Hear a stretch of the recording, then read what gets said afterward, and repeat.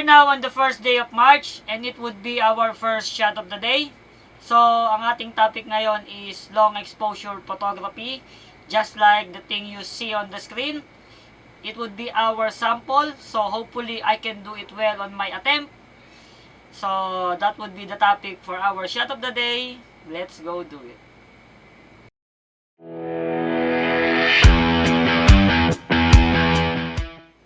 For today's shot of the day subject, our topic would be these shoes. So, another product shot ang ating gagawin ngayon and I will be excited on doing it. At ngayon lang ako gagawa ng product shot using flash with shoes as its subject. So, ano pang hinihintay natin? This will be our topic for the shot of the day. Let's go do it.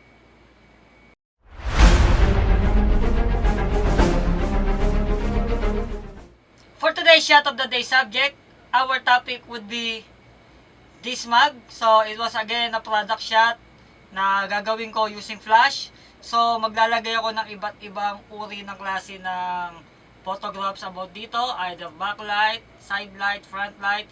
Tapos lalagay tayo ng ibang effects. Tignan natin how could I make it right or wrong. It's up for you to judge. So, that would be the subject for our shot of the day. Let's go do it.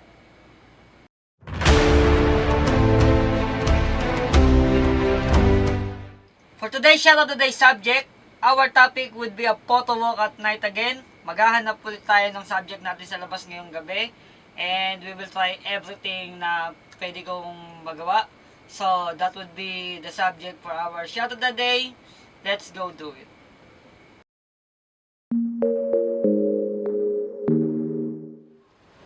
So, today is our rest day. And we don't have any topic rather than our rest day food. So for today's subject, it would be this mixture of kikiam and squid balls. So it's a street food. I was excited to shoot it and eat it. So that would be our subject for the shot of the day. Let's go do it.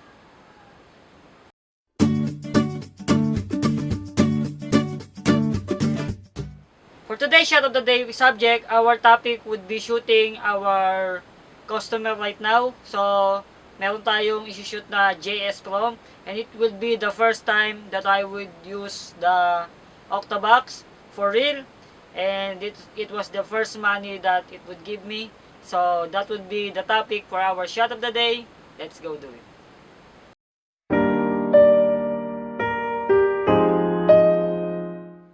For today's shot of the day subject, our topic would be a photo walk at night again.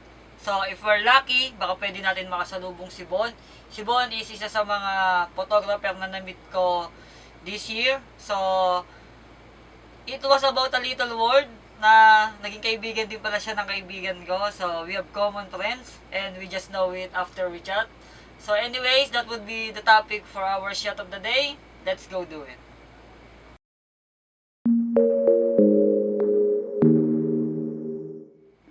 For today's shot of the day subject, our topic would be a book. So this is one of my favorite book. This is Dan Brown's book, The Lost Symbol.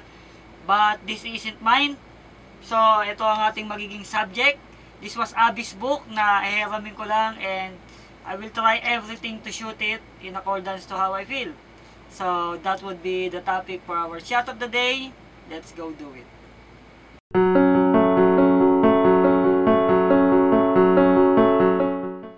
For today's shot of the day subject, our topic would be a photo walk at night on Quiapo Church. So, pupunta tayo ngayon doon at magpo-photographs ng kung ano-ano doon na pwede nating gamitin para sa shot of the day. So, maghahanap tayo ng mga things around it na pwede nating magamit. So, that would be the topic for our shot of the day. Let's go do it.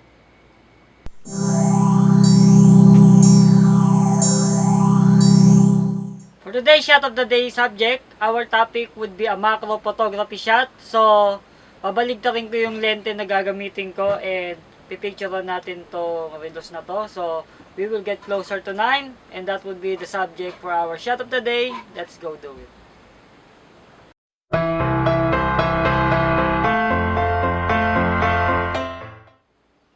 For today's shot of the day subject, our topic would be these two vape juice. And I think I found my favorite juice of all. So it was this 2020 Pochi and this 2020 Yakult. So that would be the topic for our shot of the day. Let's go do it.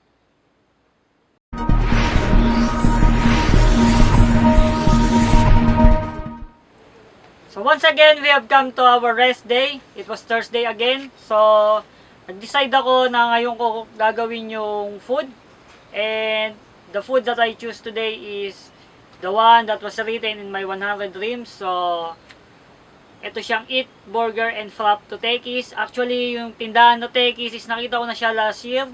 But I'm curious, so ilagay ko siya dito sa 100 dreams.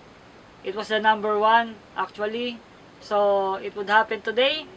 That would be our topic for the shot of the day. Let's go do it.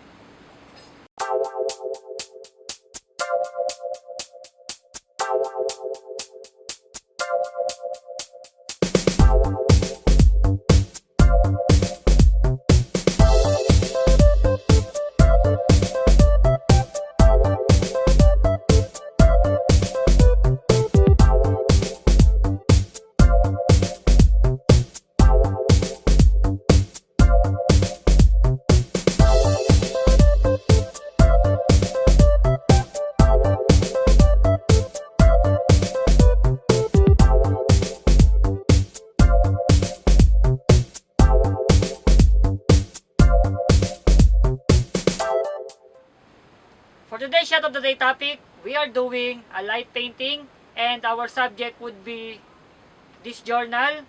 So first time kong gagawa ngayon ng light painting using flashlight, and that would be our topic for the shot of the day. Let's go do it.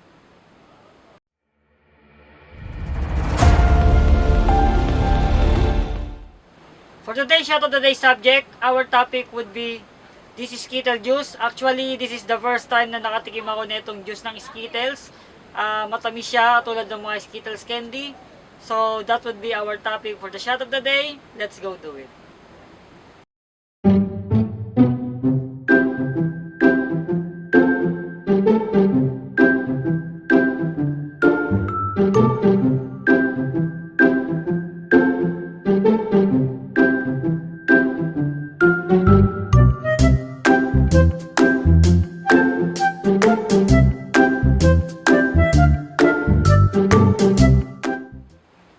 Shot of the day topic, our subject would be my new calling card dahil nagbago ako ngayon ng number and because na-expire na rin kasi yung luma kong number, so anyone na nakatanggap ng mga luma kong calling card, I think it was a voided one.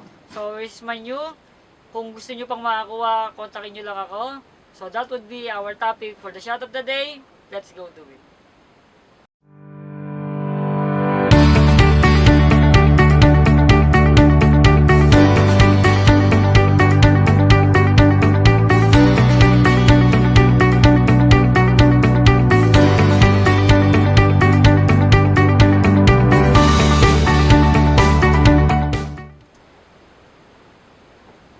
Today's shot of the day, our topic would be a toy photography. And our subject would be these Optimus Prime toys. So, gagawa tayo ng iba't ibang positioning niya para makagawa tayo ng mga iba't ibang creative shot. So, we'll look at the different creative outcome na magagawa ko ngayon. And that would be our topic for the shot of the day. Let's go do it.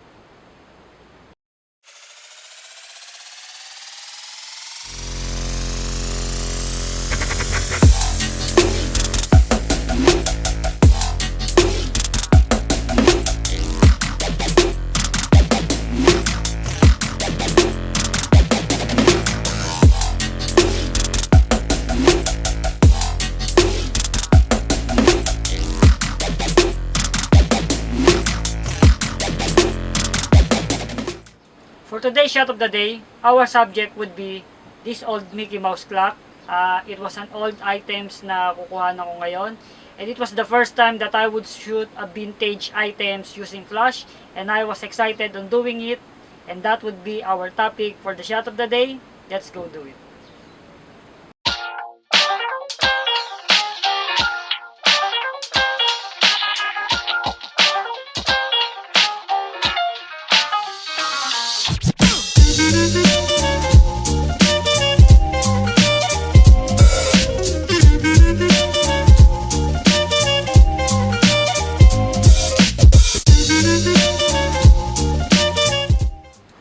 shot of the day, our topic would be light painting. So, magdodrawing tayo gamit tong flashlight na to. And it was done by dragging the shutter so slow at saka pagdidilim tayo ng buong environment. Parang mababasa lang nung sensor is this light. So, that would be our topic for the shot of the day. Let's go do it.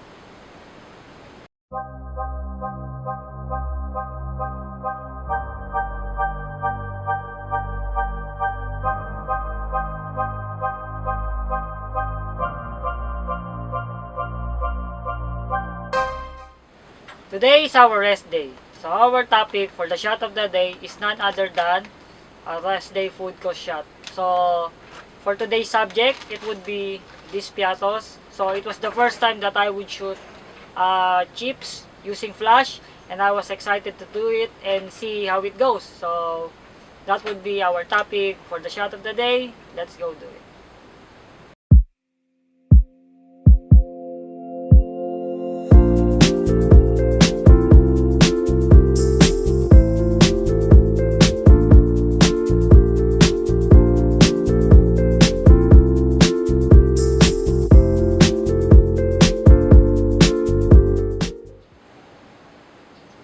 For today's shot of the day, our topic would be making a photograph that conveys gratitude to the frontliners on this COVID-19 fight. I know you are in the most vulnerable place on earth. Thank you for your sacrifice and dedication, and your bravery is such a beautiful thing to display. And that would be our topic for the shot of the day. Let's go do it.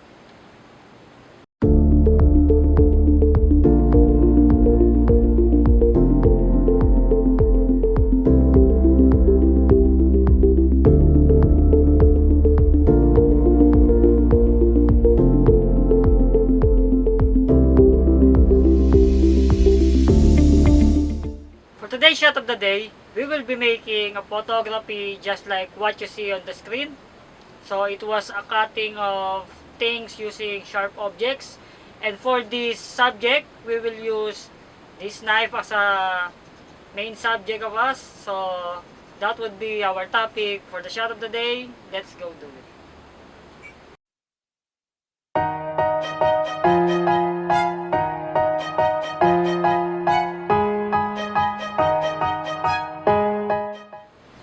For today's shot of the day, we would be using this crayon as a subject. We will try to be as artful as possible, and you'll be the judge whether you like it or not. And that would be our topic for the shot of the day. Let's go do it.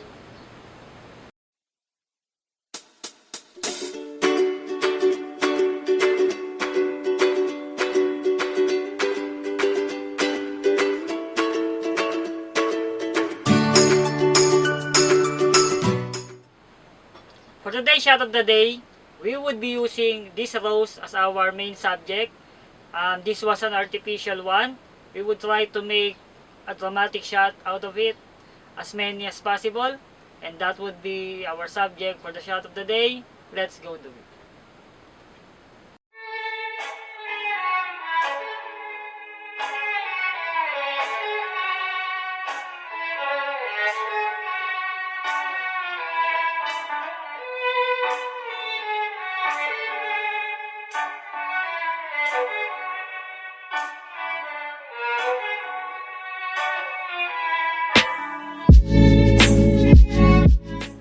For today's shot of the day, we would be doing a photograph that imitates John Wick, and we will use this gun as a prop, and that would be our subject for the shot of the day.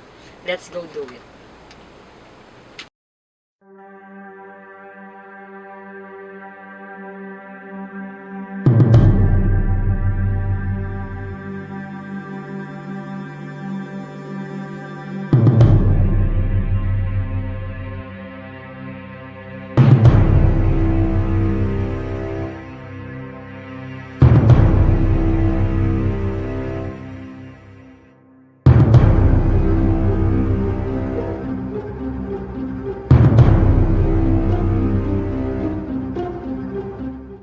For today's shot of the day topic, we would be making a toy photography, and for that matter, we choose this toy car as our main subject. It was a challenging one dahil medyo reflective siya. And I'm not used on doing this kind of photography, but I need to challenge myself in order to have growth on photography. And that would be our subject for the shot of the day. Let's go do it.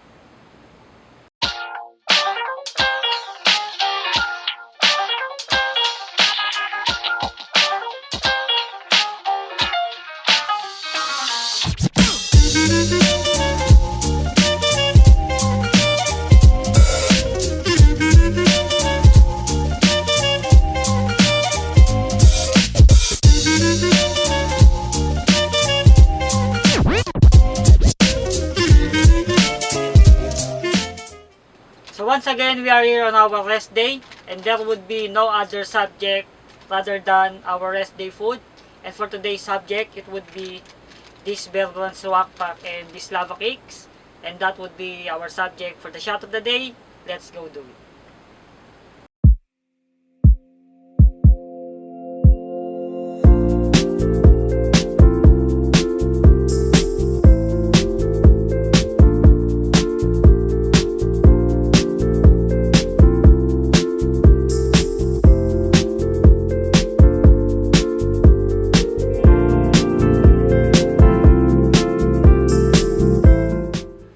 For today's shot of the day, we would be making a self-cloning photography. This is a photo where we duplicate ourselves in one frame. Actually, I've done this last 2018 on my daily 10. And let's see if I improve on doing it. And that would be our topic for the shot of the day. Let's go do it.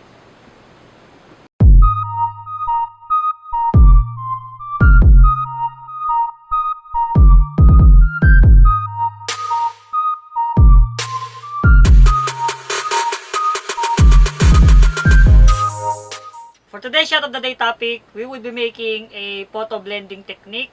This is the photography that I've never ever done before, and it was my first time to try it. And that would be our topic for the shot of the day. Let's go do it.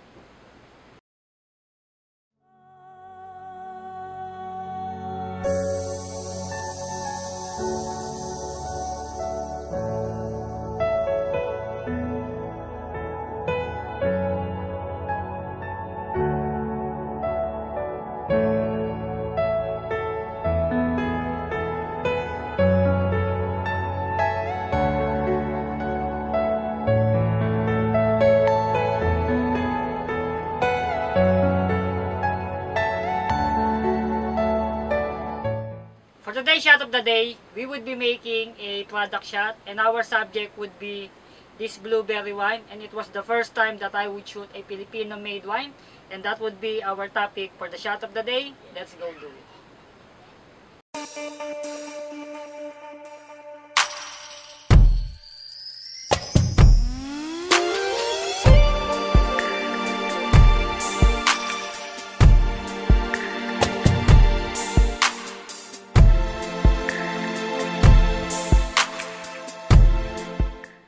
For today's shot of the day topic, we would be making a vintage shot photography, and our subject would be this old clock. It was here since forever, and now he's making it on our shot of the day. And that would be our topic for the shot of the day. Let's go do it.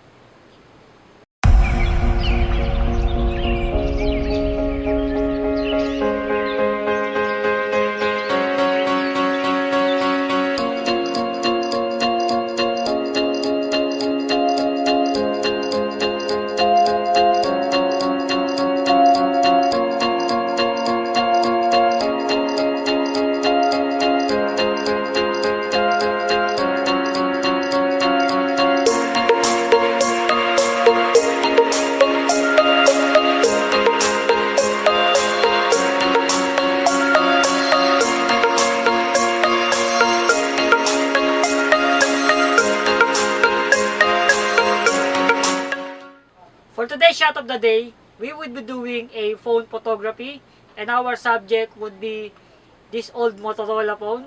I think most of you will recognize it, and most probably most of you did use this phone. And that would be our topic for the shot of the day. Let's go do it.